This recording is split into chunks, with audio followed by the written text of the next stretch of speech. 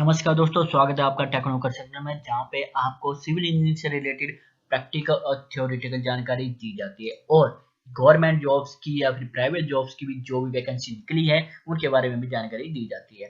तो दोस्तों, आज की इस वीडियो हम बात करेंगे एक और गवर्नमेंट जॉब्स की जो कि है डीआरडीओ ने रिक्वायरमेंट निकाल रखी है। तो चलिए बात करते हैं। सबसे पहले दोस्तों यहाँ पे बात करेंगे एलिजिबिलिटी क्राइटेरिया के बारे में कि कौन यहाँ पे अप्लाई कर सकता है, क्योंकि बहुत से ऐसे स्टूडेंट्स है वो बिना उसकी नोटिफिकेशन को देखे पूरा बिना उसको देखे कि एलिजिबल है कि नहीं वो अप्लाई कर देते हैं। तो बाद में फिर दिक्कत हो जाती है कि कई फिर बाद में कहते हैं कि हमने अच्छा पेपर दिया था लेकिन हम इंटरव्यू के लिए सिलेक्शन के लिए नहीं हुए। क्योंकि अगर बात करें कट ऑफ की, तो कट ऑफ की अगर उन्होंने पास किया तो इंटरव्यू के लिए नहीं बुलाया जाता। कारण दोस्तों ये है कि वहाँ पे जो जब डॉक्यूमेंट वेरिफिकेशन की बात होती है तो वहाँ पे फिर उनको दिक्कत हो जाती है और उनको आगे सिलेक्शन नहीं हो पाती। तो ध्यान रखें, नोटिफिकेशन जॉब भी आता है किसी भी, अगर बात करें तो गवर्नमेंट की भी आता है, प्राइवेट की मैं इतना नहीं कहूँगा। प्राइवेट में तो अगर बात करें थोड़ा मैनेज हो जाता है, लेकिन गवर्नमेंट की बात है, गवर्नमेंट पूरा रूल के हिसाब से चलती है।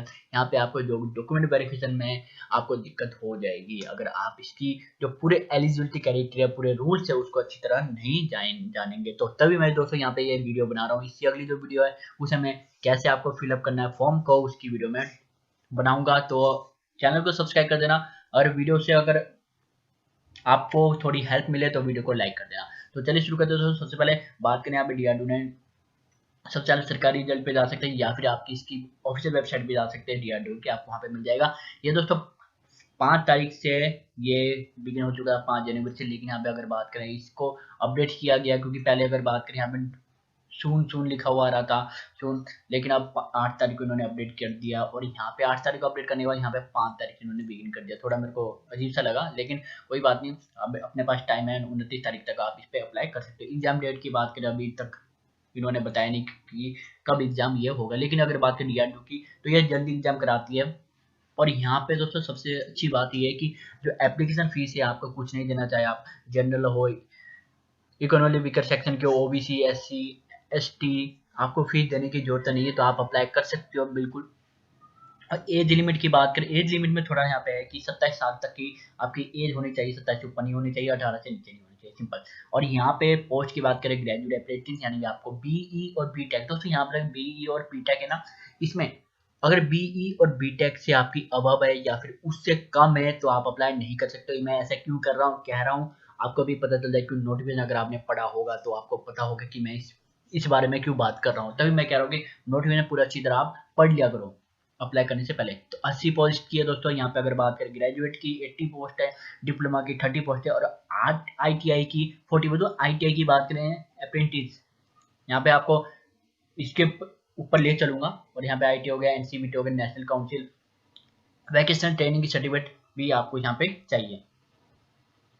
अब चलते हैं यहाँ पे ट्रेड वाइज, यहाँ पे कितने, मैकेनिकल की 30 है, कंप्यूटर साइंस की 18 है दोस्तों। यहाँ पे अगर बात करें एरोनॉटिकल की तो 15 होगी। यहाँ पे अगर मेटेरियल साइंस की बात करें तो 4, इलेक्ट्रॉनिक्स की 12 और सिविल इंजीनियरिंग की सिर्फ एक ही पोस्ट है। हाँ दोस्तों ध्यान रखें, एक ही पोस्ट है तो कॉम्पिटिशन तो ज्यादा होने वाला है। लेकिन यहाँ पे जो एलिजिबिलिटी की है उसकी बात करें तो उसमें कॉम्पिटिशन थोड़ा डाउन पड़ेगा।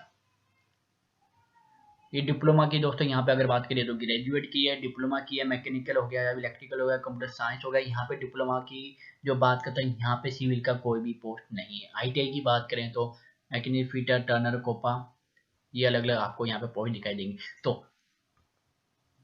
अब चलते हैं हम सीधा इसकी जो नोटिफिकेशन आई है उसके पेज पे।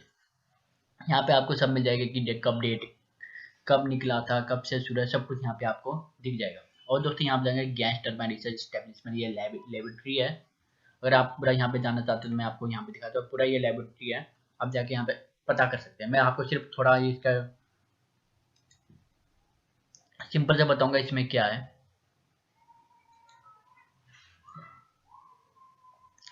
ये तो सिर्फ पोस्ट होगी कि किसमें कितनी पोस्ट है। यहाँ पे मैक्सिमम एज, मिनिमम एज और डिग्री या डिग्री इन। अब देखते हैं तो ग्रेजुएट की और डिग्री इन इंजीनियरिंग और technology guaranteed by the university by an institutional power to award such degree by an act of parliament. ये तो सिंपल है कि जो एफिलेटेड होना चाहिए, जो आपकी जो यूनिवर्सिटी जिस यूनिवर्सिटी करे, जिस कॉलेज से कर रहे हैं वो। और यहाँ पे ध्यान रखें कि ये जो डिस्टेंस एजुकेशन वाले करते हैं यहाँ पे, अगर बात करें तो आप रेगुलर करते हैं, एक रेगुलर वाले ही अप्लाई कर सकते हैं, डिस्टेंस वाले अप्लाई नहीं कर सकते, ओपन वर्ल्ड वाले अप्लाई नहीं कर सकते। इस बात का थोड़ा ध्यान रखें। और मैं ऐसा क्यों कर रहा हूँ, मैं आपको ये दिखा देता हूँ कि ये कहाँ पे लिखा हुआ। ये सब तो पोस्ट वगैरह आ गई, और यहाँ पे आपको ये हो गया डिप्लोमा की, डिप्लोमा आपके पास होनी चाहिए, सेम रूल है। अब बात करें आईटीआई की, तो certificate vocational course involving 2 years of study after the completion of second stage school education recognised by the council of all India council of education. आपके पास जो गवर्नमेंट की तरफ से चलाया जाने वोकेशनल कोर्स है वो होना चाहिए, वो आपने किया होना चाहिए, आपके उसकी सर्टिफिकेट भी पड़ी होनी चाहिए। अब इम्पोर्टेंट, ये तो दोस्तों ये तो during training will be operating act of 1961 के अकॉर्डिंगली चलेगा। और रजिस्ट्रेशन करना दोस्तों, सबसे पहले यहाँ पे जब आप फॉर्म फिल करोगे उससे पहले आपको, अगर आप बीई किया हुआ है, बीटेक किया हुआ है, अगर डिप्लोमा किया हुआ है, तो आप ये देख सकते हैं इस वाली वेबसाइट पे जाके आपको रजिस्ट्रेशन करना होगा। मैं आपको दिखा देता हूँ, ये वाली है national operating training scheme, nets नहीं, सॉरी नेट्स तो नहीं है, दूसरा है ये तो। आपको मैंने इसका तो आईटीआई वाला बता दिया। ये आप यहाँ पे जा सकते हो, यहाँ पे मिल जाएगा आपको ऑपरेटिंग इंडिया। ये अगर बात करें तो आईटीआई अगर आपने किया हुआ है तो आप इस पे रजिस्ट्रेशन करना, अगर आपने बीटेक भी किया हो, डिप्लोमा किया हो, तो आप इस पे रजिस्ट्रेशन करना, उसके बाद आप फॉर्म फिलअप कर सकते हैं। क्योंकि ये जो आपको आईडी मिलेगी, रजिस्ट्रेशन नंबर है, ये जो यहाँ पे लिखा हुआ है साफ साफ, रजिस्ट्रेशन पे uploaded while filling on the online application. तो ऑनलाइन जब एप्लीकेशन फिल करोगे वहाँ पे आपको ये पोस्ट करना पड़ेगा, मैंडेटरी है। मैंडेट आप देख सकते हैं यहाँ पे, इसका चलते नीचे the level to verified at the time of selection के टाइम पे भी आपकी जो रजिस्ट्रेशन नंबर है वो वेरीफाई होगी।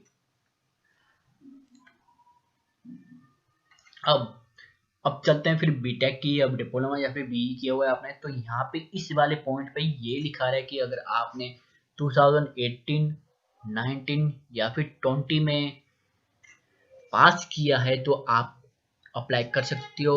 अगर उससे बाद यानी 2020 में होने वाला है या फिर 2018 से पहले यानी 2017, 16 में अपने पास आउट हुए हो तो आप एलिजिबल नहीं हो। अब चलते हैं इससे।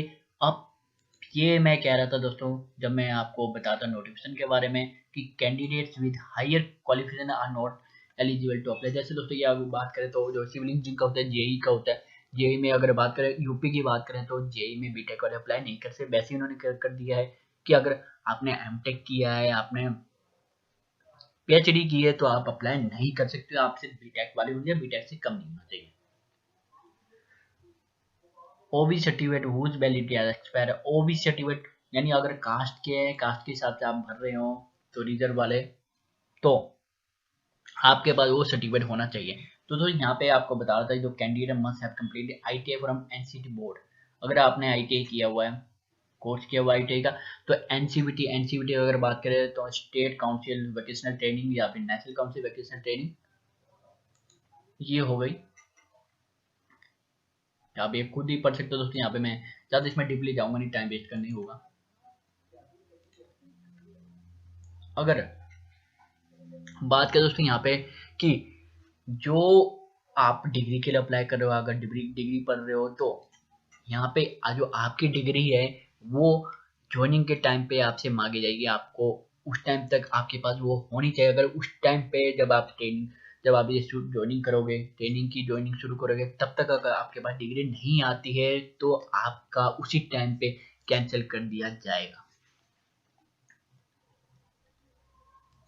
Those candidates who are completed qualifications as regular candidates are only eligible to apply। दोस्तों मैंने बताया था, जो अगर बात करें तो 1 मिनट पहले, कि जो रेगुलरली कर रहे हैं, ओपन बोर्ड से कर रहे हैं, जो रेगुलर कर रहे हैं वही अप्लाई कर सकते हैं, ओपन बोर्ड वाले या डिस्टेंस एजुकेशन वाले अप्लाई नहीं कर सकते हैं। यहाँ पे अपरेटेंस रूल है दोस्तों, जो इसके रूल्स हैं यहाँ पे दोस्तों ध्यान रखें। तो आपके पास कास्ट का सर्टिफिकेट डेफिनेटली होना चाहिए। इसके लिए पीडब्ल्यूडी या फिर इकोनॉमिक सेक्शन वाले हैं, जो कि ये इसका भी सर्टिफिकेट आपके पास होना चाहिए। पीडब्ल्यू के हैं तो वहाँ पे आपके पास डॉक्यूमेंट होना चाहिए, ओबीसी का सर्टिफिकेट, एससी एसटी का सर्टिफिकेट होना चाहिए। क्यों अगर बात करें जनरल का सर्टिफिकेट की जरूरत नहीं पड़ती।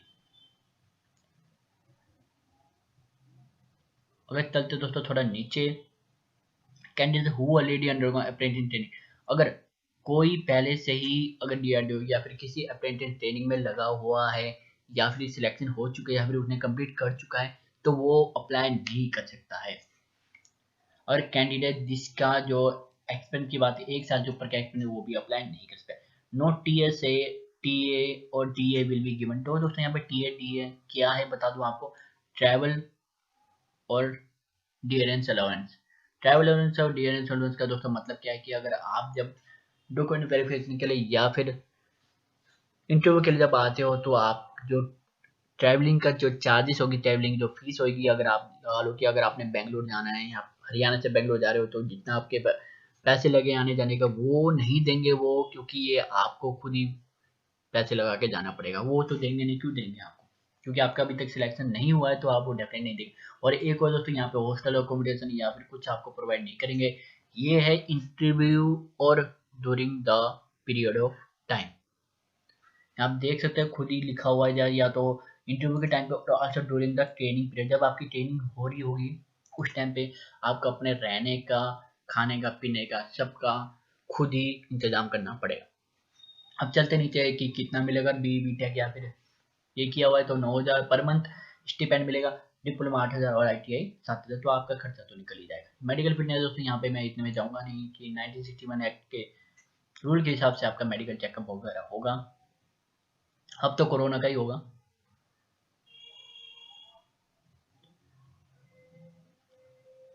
अब चलते थोड़ा नीचे दोस्तों कैसे अप्लाई करना है उसके बारे में। यहाँ पे आप जाके अप्लाई कर सकते हो, जब रजिस्ट्रेशन वगैरह सब ये हो गया तो यहाँ पे आपको एक साइंड प्रिंट आउट निकालना पड़ेगा। Can you require to bring a signed print out. ये है दोस्तों अगर आप जब रिटन टेस्ट होगा या फिर जब इंटरव्यू वाला होगा तो वहाँ पे भी आपको इसकी जरूरत पड़ेगी, signed print out epic along with the original of document submitted online at the time of joining at the TRT. Joining at the TRT का मतलब दोस्तों क्या है कि ये है गैस टरबाइन वाला जो कि लेबोरेटरी है, वहाँ पे आपको कराया जाएगा। जो ट्रेनिंग वगैरह आपकी होगी वहाँ पे आपसे कराई जाएगी गैस टरबाइन रिसर्च एस्टेब्लिशमेंट। अगर इसके दोस्तों यहाँ पे अगर थोड़ी हम डीपली यहाँ पे जाए कि ये कैसी है तो ये ऐसी है। ये अलग अलग पोस्ट है दोस्तों। यहाँ पे अगर बात करें ये नहीं कि आप जब गैस टरबाइन वाला है तो गैस टरबाइन वाला ही होगा, डिफरेंट पोस्ट के लिए डिफरेंट यहाँ पे आपको दी जाएगी रिस्पॉन्सिबिलिटी। अब चलिए दोस्तों यहाँ पे जनरल इंस्ट्रक्शन के बारे की बात करें तो apprentice on completion of their training तो no employment is guaranteed to the apprentice on the.